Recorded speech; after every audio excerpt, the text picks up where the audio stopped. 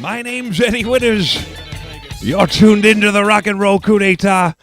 As we've been talking about it all morning, we've got a special, very special guest all the way from Southern California, I believe at Graceland West, on the line. It's none other than lead singer of Dread Zeppelin, Tortelvis. Tortelvis, are you with us? Eddie, hold on a second. I was almost choking on my sausage burrito. All right, I'm ready to go. There it is. He's got the green light. Tortelvis, it is. I got to give you some more applause. Welcome back. Welcome to the program. We are delighted to have you. We are delighted. We've been playing Dread Zeppelin all morning long, and talking about your history. Played a couple of live cuts, and you guys have got two shows in the Bay Area. April 17th, April 18th, one in San Jose at the Rock Bar, and April 18th in Pacifica. Am I wrong? Has it been 25, 26 years of Dread Zeppelin?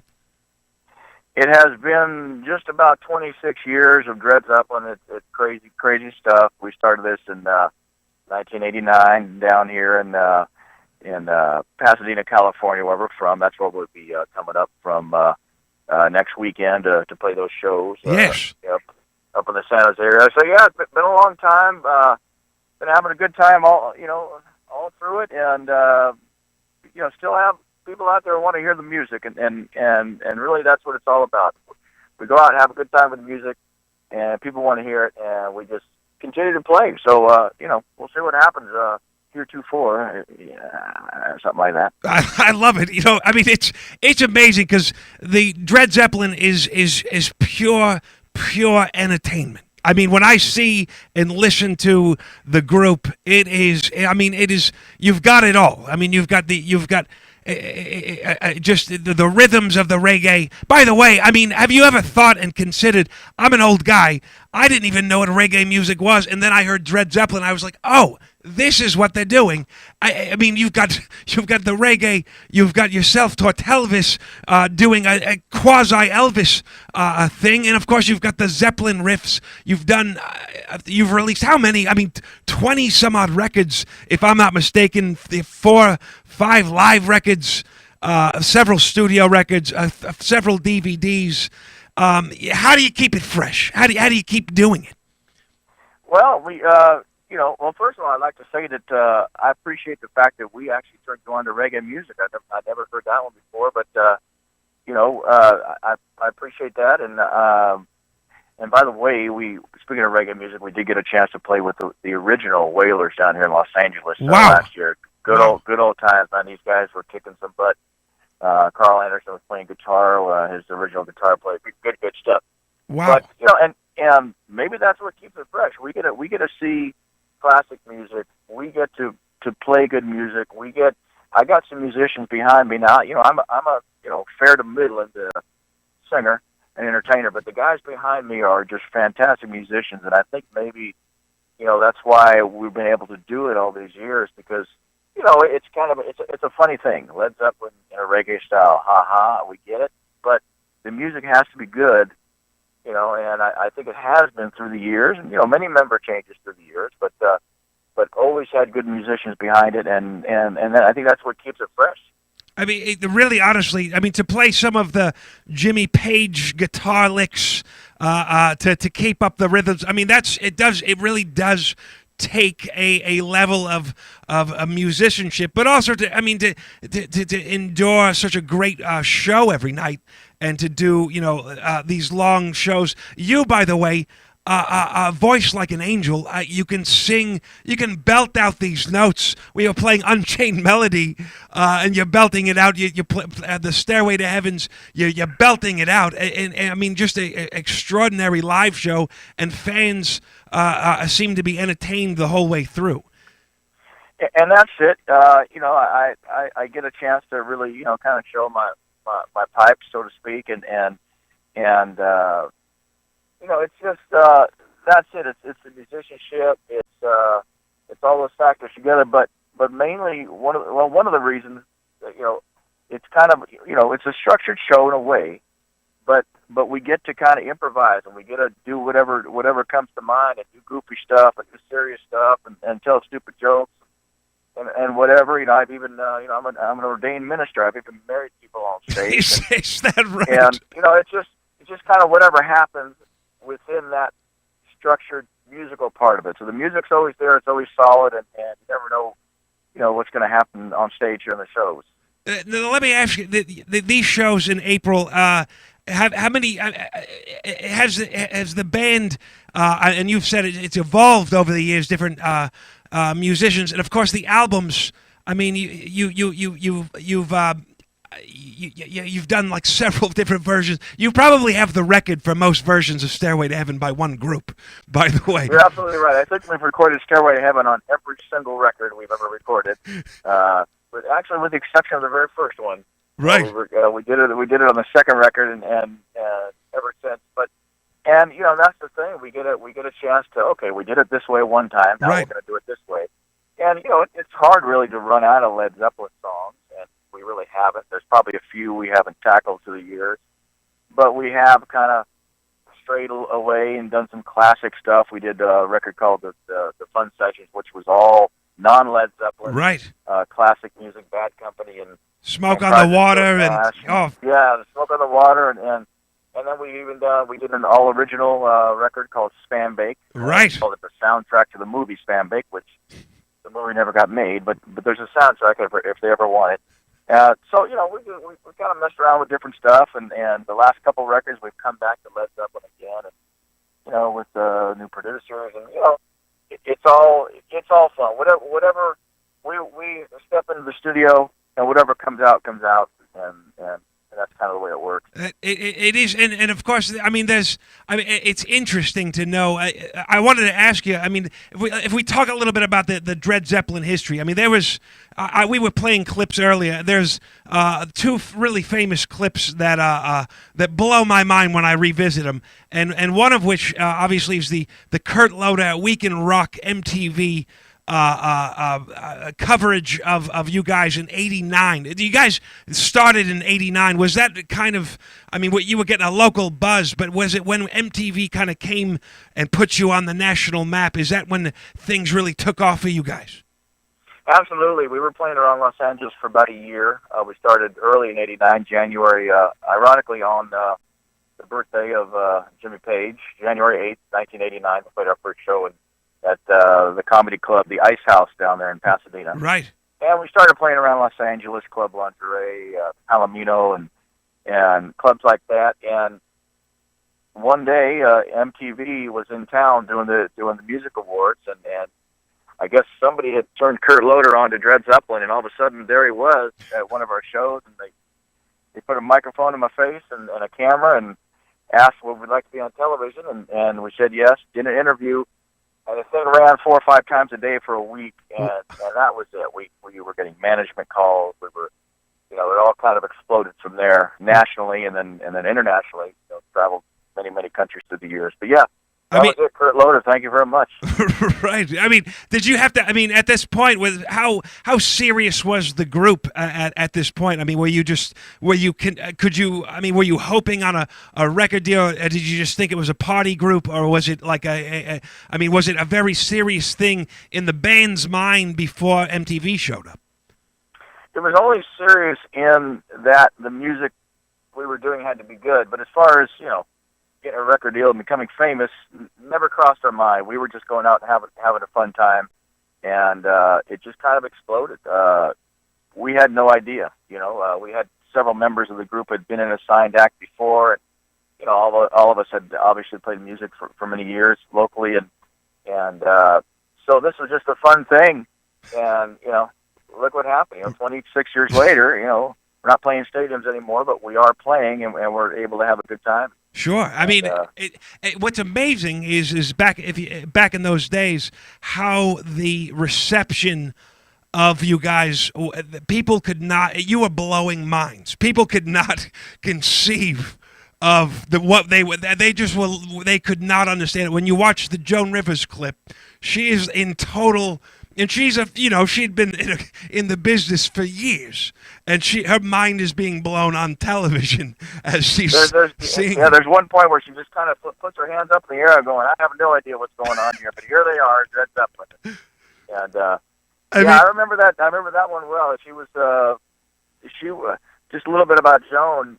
We had met her backstage. She came back and spoke to us, and she was a genuine human being who cared about what we were doing and sat and talked to us. But as soon as that camera went on, she was on, and she was a performer. So, it's an interesting thing, what the camera will do. But good times, that's for sure. Sure. I mean, it's amazing to see. I mean, and just the audience of kind of the middle-aged housewife kind of audiences, and there you guys. There you guys are. It just kind of caught on like wildfire. And then, of course, going into the first two records, 5 Million Tortelvis Fans Can't Be Wrong, your follow-up, just as successful in kind of building this theme. How was that ride as far as being, going from being a local Pasadena group, and then you're going on these global tours, doing TV appearances in England, going on that. I mean, how did the band adjust to that kind of catapult into just fame? I mean, it seemed like you handled it great, but how was it on the inside of the band? Well, interesting. That's a great question, because we really didn't have time to adjust. We kind of just did it. We got, Kurt Loder came by. We had management offers. We picked ourselves a manager. He put us on tour. He put us on, and one of the reasons, I think we did a lot of hard work. The band did a lot of hard work. Myself and Butt Boy, who was the bass player at the time, who's now been playing guitar the last 15 years with the band. Right.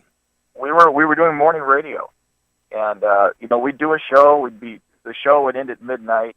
We'd be out till 2:00 doing, of course, what rock stars do. Sure. Writing new songs. Right, and then they put us in the back of somebody's Honda Civic. We'd drive to the next town, and they put us on morning radio at 6 a.m. We'd be there till 8 o'clock, and we'd try to get a few hours sleep. But the hard work that we did, promoting and doing radio and all that stuff, really kind of got a name for us. So back to the point, which is we didn't really think about it. We just kind of went out there, and all of a sudden we're doing this stuff. And a year or two later, it's like, what the heck has just happened? We were working our butts off, still having a good time. Didn't get much sleep, that's for sure.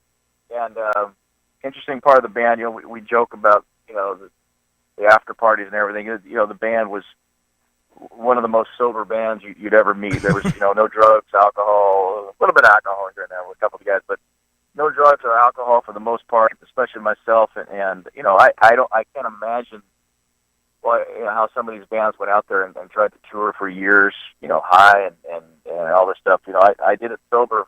I've been doing it sober for 26 years. Right. Maybe it's time to start.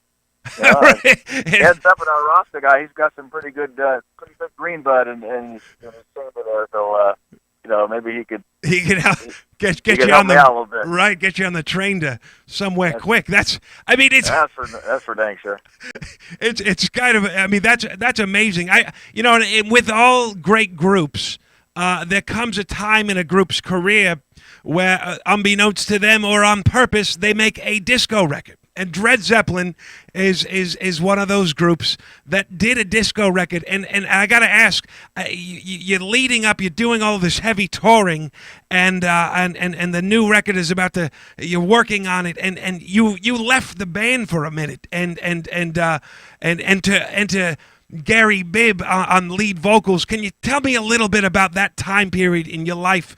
What was going through? Why you had to take yourself away, take a step backwards, and let the group do that record? What was going on with Tortelvis? We had been touring. That was end of '92, '93, I believe. We'd been touring for 3 years at that point.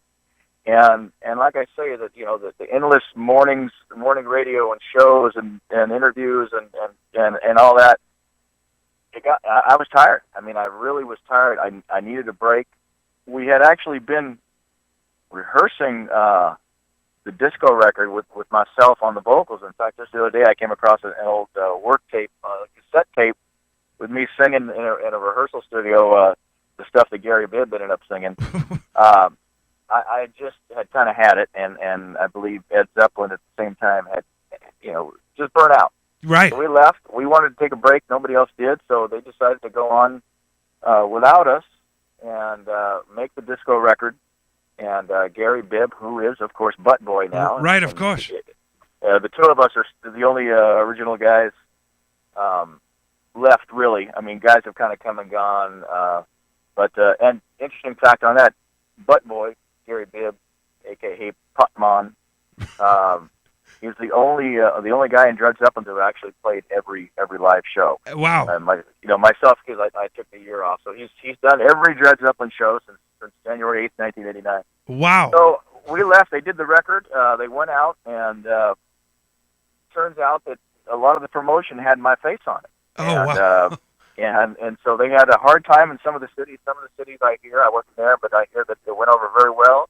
Some of it didn't, not because the music wasn't good, but because Tortelvis had been advertised and wasn't there. Right. And then so a year went by, and I got a call from the guys, and they coaxed me back into the band, and that was the end of '93, and we've been at it. I've been at it again ever since. So 22 years.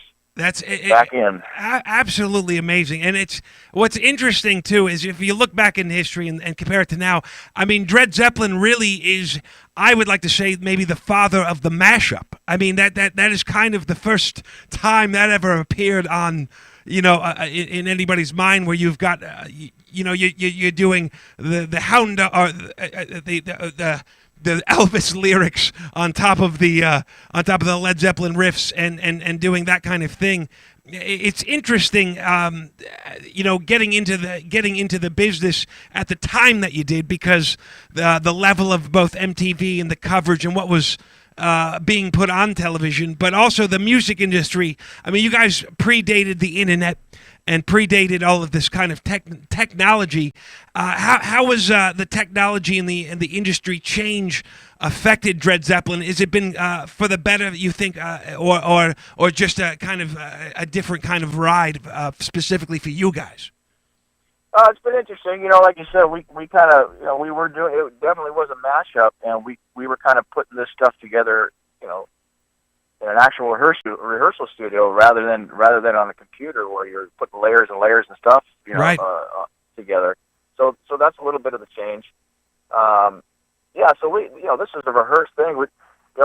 Someone said Dread Zeppelin. Hey, that's a funny name. That would be Led Zeppelin reggae.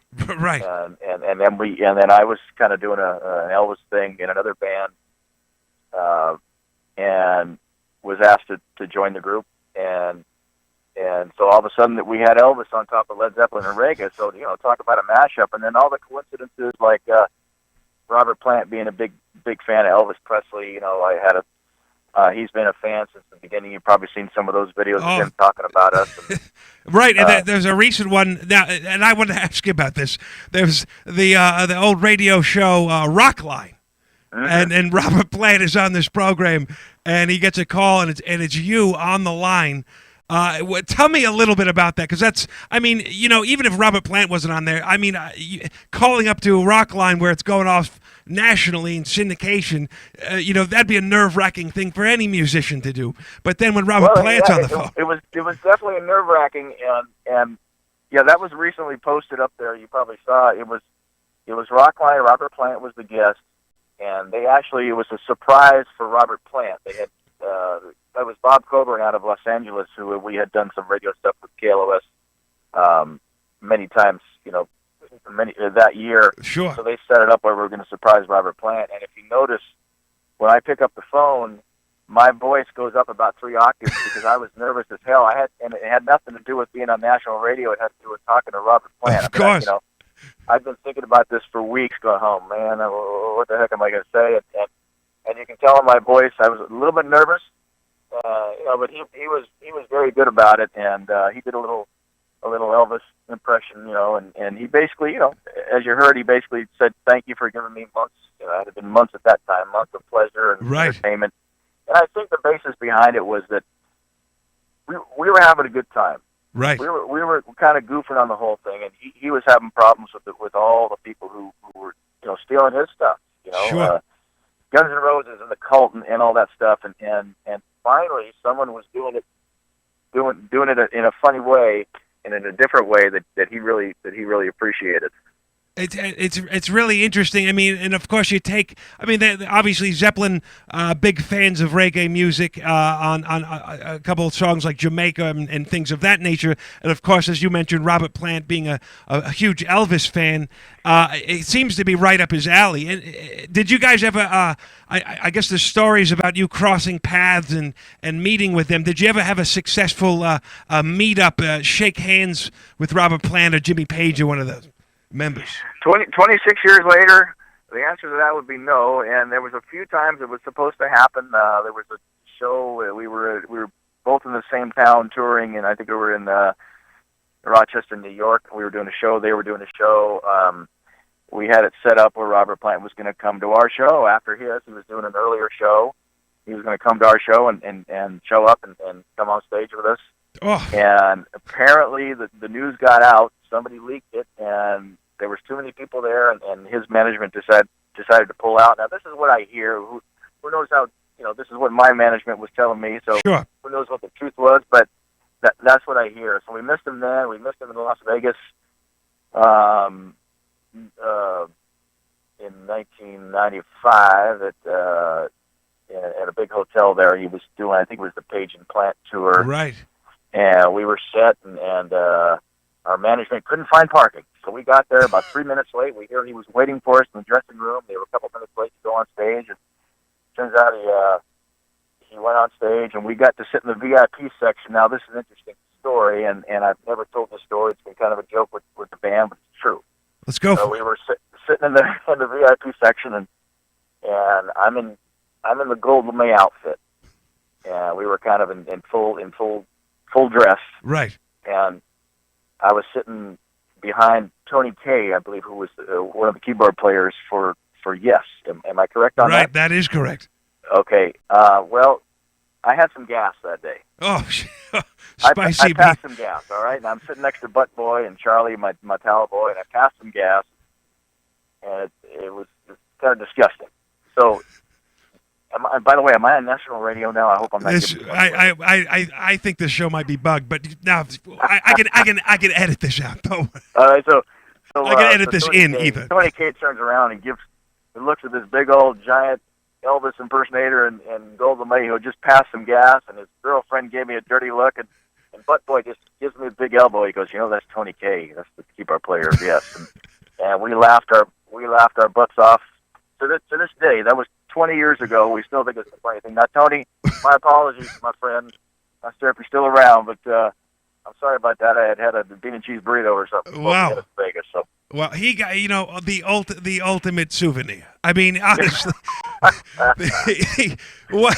I mean, what that is that's a hell of a story.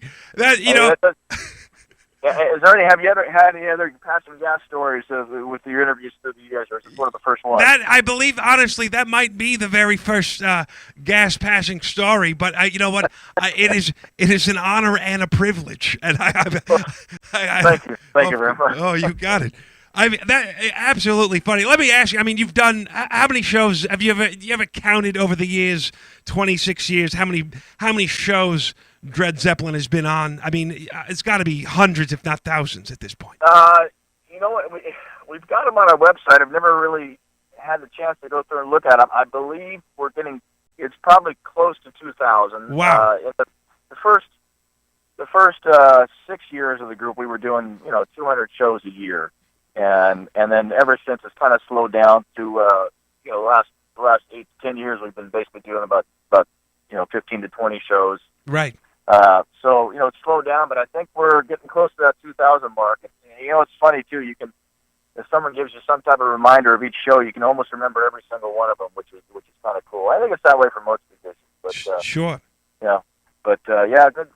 Wow, that's a lot of shows. Right. I mean, it really is, and the funny thing is Dread Zeppelin has outlasted the length of Led Zeppelin's career.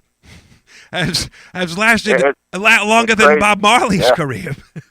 Right. and And a king, man. You got the king too. King did a lot of years, 1956 to 1977. So he did a good. Right.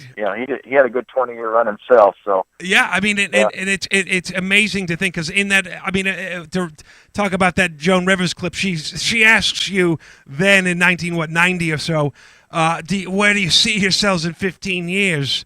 And here you guys are, 10 plus 26 years later doing it, and you've got this incredible show that you've been doing, and swapping out songs, and you've got Charlie Hodge has been with you, your right hand man throughout all of this. I have to give him. I love what Charlie's work as part of the stage show. Has Charlie?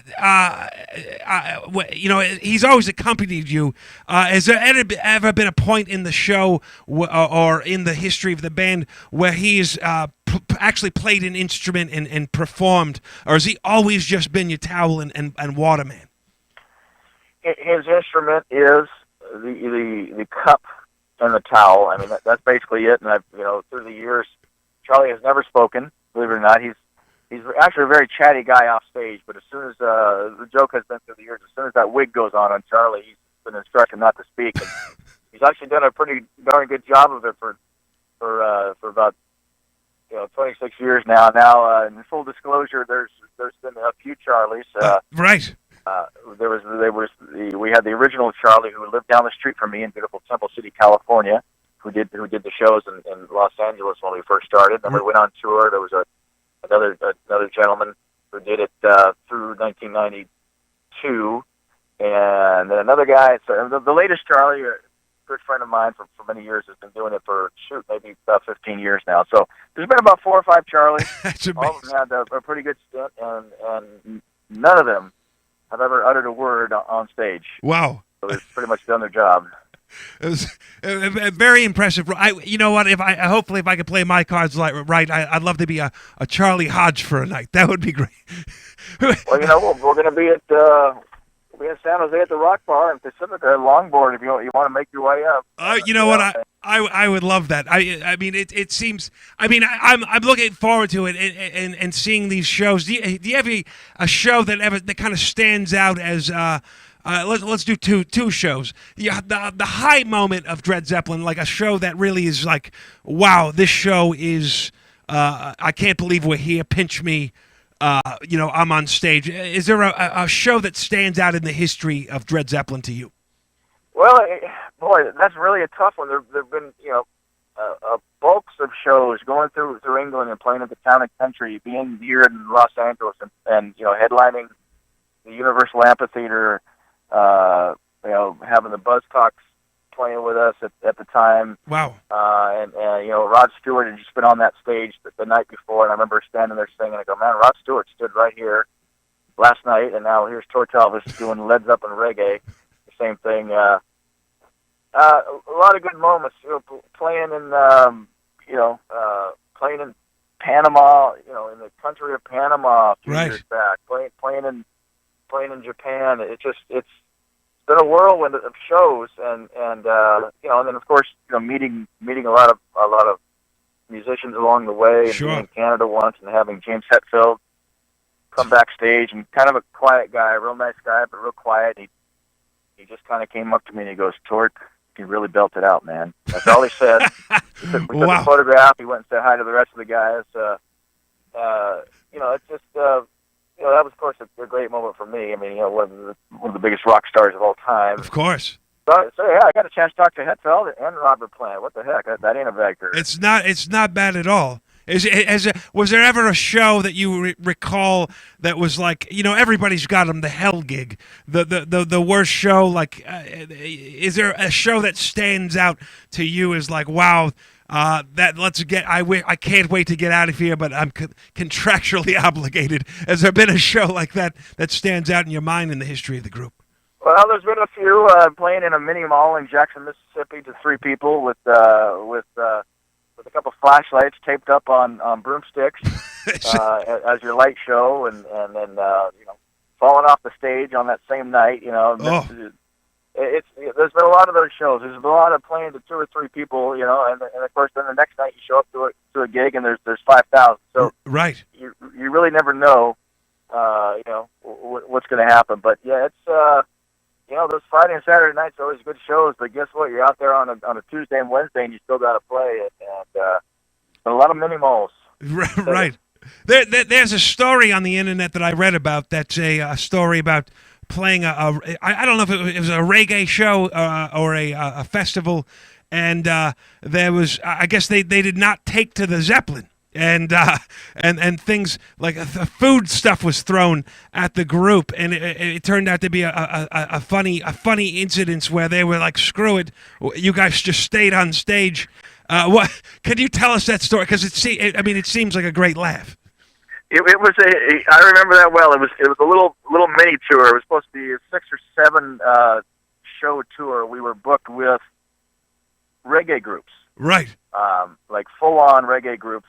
And we were at Red Rocks in Colorado, and turns out that the reggae fans were, you know, it wasn't the Zeppelin people, believe it or not. It wasn't the Zeppelin or the Elvis people. It was the reggae fans who really didn't think, we thought we were doing a disservice. Oh, jeez! How can these guys come out here and make fun of our reggae music by putting Led Zeppelin and Elvis to it? And a gallon of orange juice was thrown on the stage. It hit one of the guys. Wow! I think I got hit by a Carl's Jr. bag filled with rocks.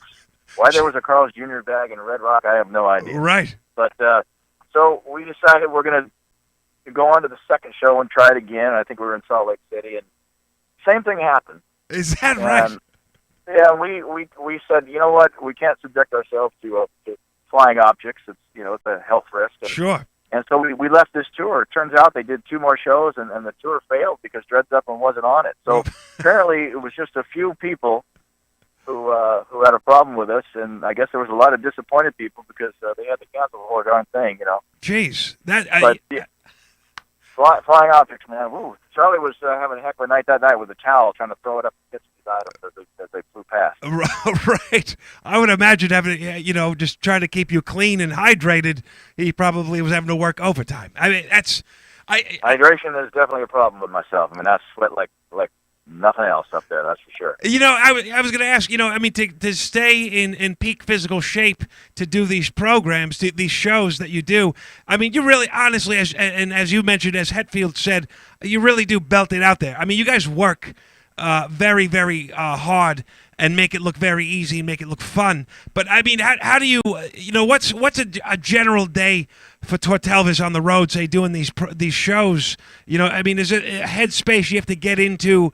Is there some kind of pre-planning that the group goes through in the huddle before you hit the stage? Are you, you know, what's that kind of that leading up to the getting on the stage for Dread Zeppelin like? Well, it's probably a lot less glamorous than you think. You know, it's a lot of time in a bus or a car, and really that's the time, believe it or not, that I really enjoy with the guys, because we get a chance to, you know, it's a good time for us. We're hanging out with our buddies. We're hanging out with fellow musicians. We're joking around, and the joking around during that time really ends up on stage later on that night. You know, and it depends on what Butt Boy's on, whether he wants to go to Taco Bell, Del Taco, or you know, or Burger King. You know, we got to do a month at Burger King, and then he'll switch to something else. So spend a lot of time in the fast food restaurants trying to eat as healthy as you can. Right. But I mean, it's really preparation. You know, the show. You know, like I said before, back to the music being there. It's, you know, we're prepared by the time we get in that car to go to the show. We are prepared musically, and then we can mess around on the way to the show and think of funny stuff. And right. You know, and a lot of it ends up, you know, on stage that night. So that's kind of how it works. Another interesting note about Dread Zeppelin is the story, the classic story back in the day when you guys were slated to sing the national anthem. And the Roseanne bar incident took place. How did that come about? As far as, I mean, you were going to go there, and then this happened, and then they just pulled the rug from underneath you. Did you ever get to do a national anthem performance? I did finally, but yeah, talk about your bad timing. We had this plan. I was going to sing it at the Twins game in Minnesota, to sing the national anthem, and I had prepared for it. That's one of those songs that you really have to prepare for, and it's Sure. not really the notes, as you know. It's the words. You got to get them right. Right. And so I was all ready to do it. I think it was the night before or 2 nights before, Roseanne Barr had gone out wherever she was, Chicago somewhere, and she had messed up the national anthem, and she had done the crotch grab. Oh, the whole thing, yes. You know, of course, perceived as very disrespectful at the time, and so the Twins organization decided we don't want to mess around with the national anthem, and you know, that's been kind of the curse of Dread Zeppelin is, you know, no matter how good the music is, it's still perceived, you know, as kind of a novelty at the same time. Right. So, to having this, you know, this overweight Elvis impersonator come out and sing the national anthem, maybe not a good idea. So they canceled me. I was very disappointed, but you know, 10 years later, I was able to do it out at in Arizona for the Diamondbacks Dodgers game out there, and I was able to sing the national anthem. And boy, you know, one of my proudest moments, and just, you know, never forget that one. So I was actually able to do it, and thank the Lord for that. Do you have? Is that on video anywhere? Is that up online for the listeners to view yet? Because that seems you can find it. Yeah, it's on YouTube. You can find it. Just type in Tortelvis national anthem, maybe, or Dread Zeppelin national anthem, right, and maybe pop in Diamondbacks in there, and yeah, it's been up for a while, so you'd be able to see it. Wow! I had the boys kind of standing behind me, accompany. You know, they were standing there for moral support, and they weren't performing, but. Good day for me. I mean, that seems like a just one of those things you'd be be nervous for. You know what I mean? To really kind of step out there. It's a crowded sporting event, thousands of people, and you've got the not only the honor but the chore. I mean, the mental chore of having to belt it out. I mean, that's. I got to check that out. It sounds like you handled it like a pro, and what an honor to do that. It was an honor, and I was nervous.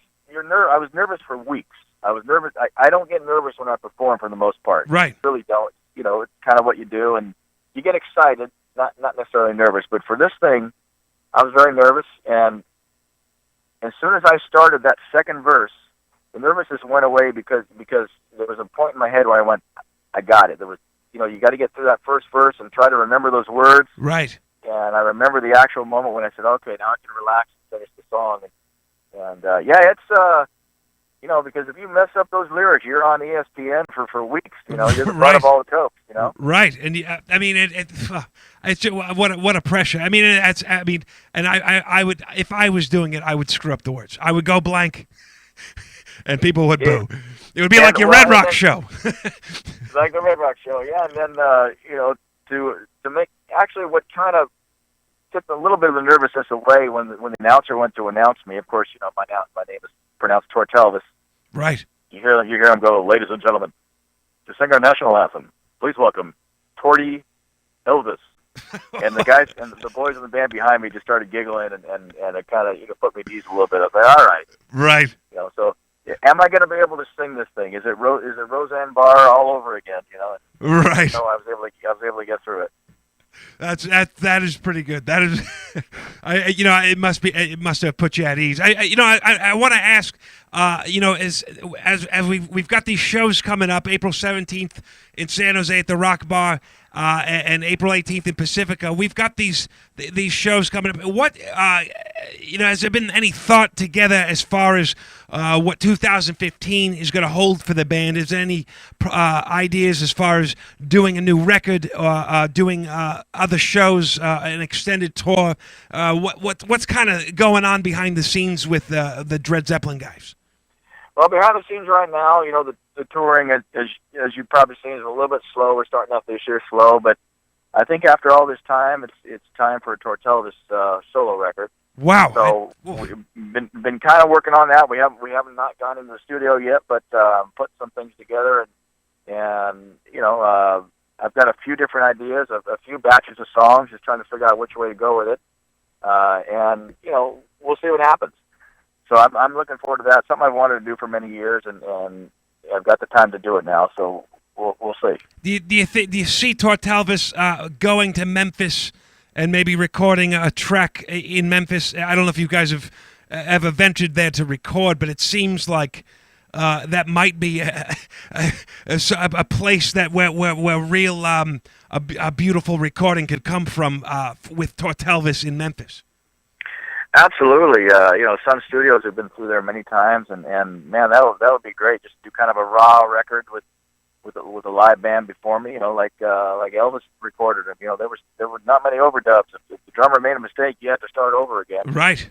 And maybe that's the way to do it. I've been in contact recently with David, a gentleman named David Ferguson, who was a good friend of Johnny Cash's, and his, basically recorded his last 5-6 records for him before Johnny passed away, and he's been giving me some ideas and has even offered to possibly go out and record with him. So that's also an option as well.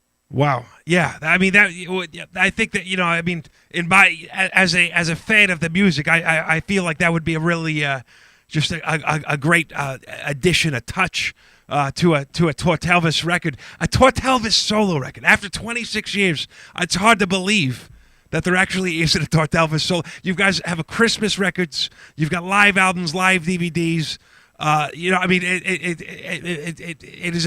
Is there anything else that is on the list? I know that there was mention of a movie at one point, and also what is it? One of these themed record named Albert that never occurred. What else is on the list that we could expect that you've been kicking around? Well, I don't know. We always talked about doing Johnny Mathis in a Black Sabbath with the Johnny Mathis theme to it. We could call that Black Mathis. That'd be a way to go. But I love it. I don't. Who knows? I mean, the thing is, we've kind of done the novelty all these years, and you want to kind of get serious in a way, but you don't want to get too serious as to you want to keep up. You keep your fan base, and it's a little bit of a novelty. And like I was telling you before, it's kind of been the curse for us a little bit in that the novelty kind of got us noticed, but it's also kind of held us back in a way. Right. But at the same time, because of the musicians I get to play with, I think that's kept us going for many years. So it's kind of a balance. What does Tortelvis do? Does he make a goofy record about cheeseburgers and sausages, or does he make a serious rockabilly record or something? Right. Who knows? So that's what I'm kind of struggling with right now. Wow, it's an interesting point. We mentioned this earlier in the program. I mean, Dread Zeppelin is in a lot of ways in the serious. I guess maybe it's goofy to some, but it fits in that category of things like Pee Wee Herman, a Weird Al Yankovic, but also like an Andy Kaufman-ish kind of artistic vibe, and it's an interesting dynamic. And I think if there's ever a hall of fame for those kinds of artists, Dread Zeppelin deserves a place alongside these artists. And I mean I don't know. I mean, maybe the world is ready for more Dread Zeppelin. I know that I am. And I don't know. I mean, how do you see you guys alongside artists like that in that kind of regard as being taken more serious, even knowing despite the sense of humor? Well, yeah. I mean, we're look at Weird Al, man. He had his career is just hit another spike. It's crazy. His record went nuts. Right. Into last year, beginning of this year. And I maybe what we have in common is the music itself. I mean, I don't know if you've ever seen him live, but his, you cannot get any better musician than Weird Al's band. It's crazy. So some of the stuff I don't even understand what the heck they're doing. They're so good. Right. But but yeah, definitely, a novelty, and yet he's been able to have a career, longer than us, and of course, probably sold a few more records than we have. Sure, but diehard fans, both of you guys have the most diehard fan base, and it seems I don't know. I have high hopes for the for the Dread Zeppelin machine, for the Zeppelin organization to really take off and see you on TV shows and appearances. And I'm excited about the performances, as I said before, that at the Longboard on the 18th, and of course the Rock Bar in San Jose on the 17th. Is there anything we can expect from these shows? I'm going to come down to these shows. Anything that are special that we can that we can expect from these shows that we haven't seen in prior years? Well, nothing other than a lot of singing, a lot of dancing, a lot of messing around, a lot of good music, some good towel handling.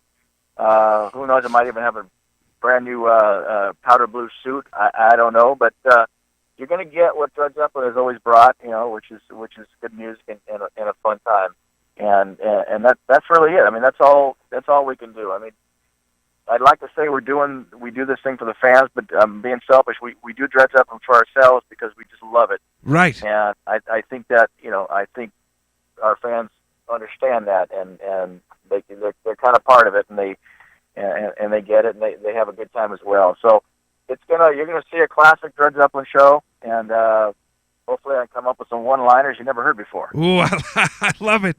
I love it. I'm excited. Tortelvis, I got to thank you so much for being on the program and sharing your morning with us, talking about Dread Zeppelin. It is an honor to have you on the program, and I look forward to these shows coming up on the 17th and 18th of April. And I really do. I from the bottom of my heart, and from all of us here at the Rock and Roll Coup d'Etat, we wish you the best of luck on the 2015, and we hope to see you out there for another 15, 20 years.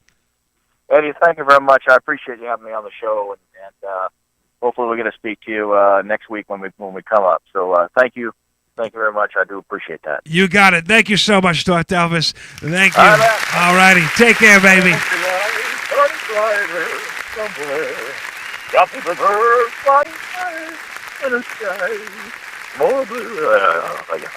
That's so good. I love it.